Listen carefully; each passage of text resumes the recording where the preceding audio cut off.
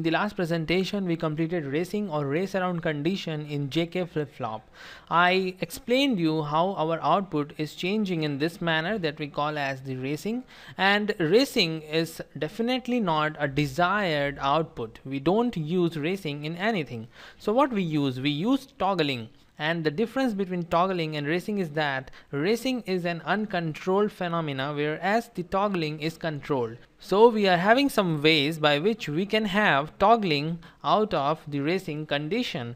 The first one that I told you was keeping the clock half time period, that is t/2, less than the propagation delay of our flip-flop. But let me tell you one thing, that this particular method to overcome the racing is not practical and it is not used. So what we are left with? We are left with the second method, that is our edge triggering, and definitely it is used. And the third one and the most important one is the master-slave operation that we are going to discuss in this presentation.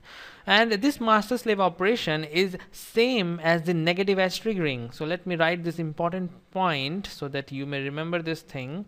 The master slave operation is same as negative edge triggered flip-flop. I will explain this thing in one of my presentations. When we are having our clock and a circuit depending upon some outputs, we will see how the negative edge triggered flip-flop is same as our master slave flip-flop. It is a very important point to remember, and it helps some time to solve the multiple choice questions. So keep this thing in your mind. Now let's move to our master slave operation. Here you can see a JK flip-flop. A simple JK flip-flop is here with the feedbacks, and the racing is because of this feedback only. So we have to design something so that we can eliminate the effect of this feedback. So what we are going to do, we have to add another stage. By another stage I mean we have to add another circuit like this. So let's do it.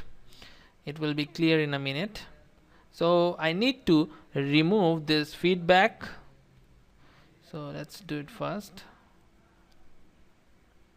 Okay, now the feedback is removed and we have to add one more stage. So I have already copied it down. Let me paste it. This is our one more stage. Okay,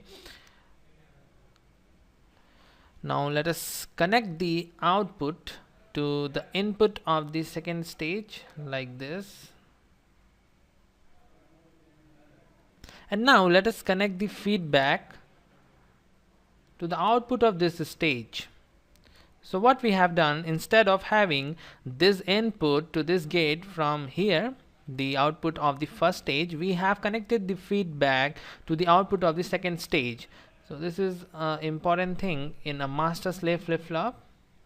There are basically two things you have to remember in master slave flip-flop. The first thing is this feedback, that how to connect the feedback. And the second important thing is the clock. You can see a clock has been given to this stage, and also there is a slot for a clock for this stage. But instead of having the clock directly given to this stage, we will complement it first. So we will add a NOT gate here. And now this is the second important point in the master slave operation, and this circuit we call as the master slave circuit. It can be implemented for SR as well as D flip-flop. There is no problem in doing that, but in this presentation we are going to discuss for JK flip-flop. So what is the effect of complementing the clock? Let's see.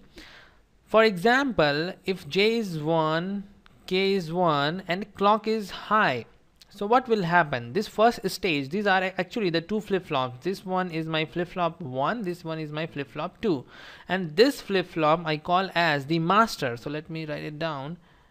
This flip-flop I call as the master, and this flip-flop I called as the slave, and because of this thing only they are called as the master slave. Now I will explain you why it is called as master and why it is called as slave. It all depends upon the clock, because when clock is high, this master is operational, but as the clock is complemented and given to the slave will not be operational. It will keep the memory. So we are having our output QM changed, and the output Q remains the same because the clock is low when the clock is high for the master. Similarly, when the clock is low, the clock will high for the slave, and master will not be functional, whereas the slave will be functional, and the output changes. But there is one interesting thing going on, that when this output changes, we are having feedback here, but the clock is low, therefore this master is not operational, so there is no effect of feedback. We have eliminated the effect of feedback and hence the racing. So what actually is happening in this circuit is that instead of output changing continuously from 1 to 0, the output changes once in a clock cycle. This is the advantage of this circuit, and that is called as the toggling. For better understanding, we have to make a clock and we have to see for our outputs QM and Q. So let's make our clock first. The clock is changing as a function of time, and the values for J and K are 1 throughout. Okay, so this is my clock. This is low, this is high, and CLOCK. Now we will see what is the value of QM for this. So this is my QM. I will extend this line so that we can plot our outputs in a correct manner. So let me do it first. Okay, this much will work. Now we will plot QM. When clock is high, it means the master is operational while the slave is not. So when the master is operational, and I assume that QM was low before the clock is high, so as soon as the clock is high, the QM will become high also because it was low earlier. Okay, and for what time it will be high? It will be high for this entire time, because when the clock becomes low, the state will be stored, and the state was high, so it will be stored like this, and again when the clock is high, it will become low like this, and then high. So you can say that for a clock cycle we are having the toggling. Okay, it is high, then it is low. This can be used directly. Now we will try to find out our Q, that is the output of our slave, and let's see what we are having. When the clock is high, it means that the master is operational but the slave is not, because we are complementing the clock. So here I am having a 0.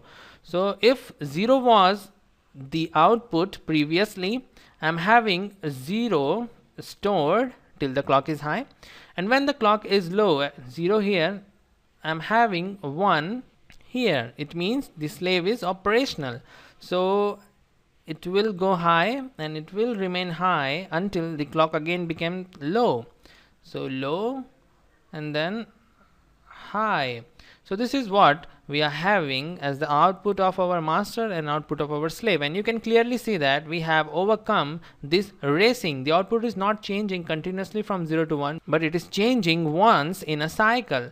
That's we call as the toggling. So if I write the value for our output when J and K and our clock is high, the output Qn plus 1 will be Qn complement. This we call as the toggling, and it is used in the counters. So I hope you understand now what is master slave operation in JK flip-flop. It's a very simple thing. You can also do it for the D flip-flop, and this is all for this presentation. In the next presentation we will try to understand the operation of the T flip-flop. So see you in the next one.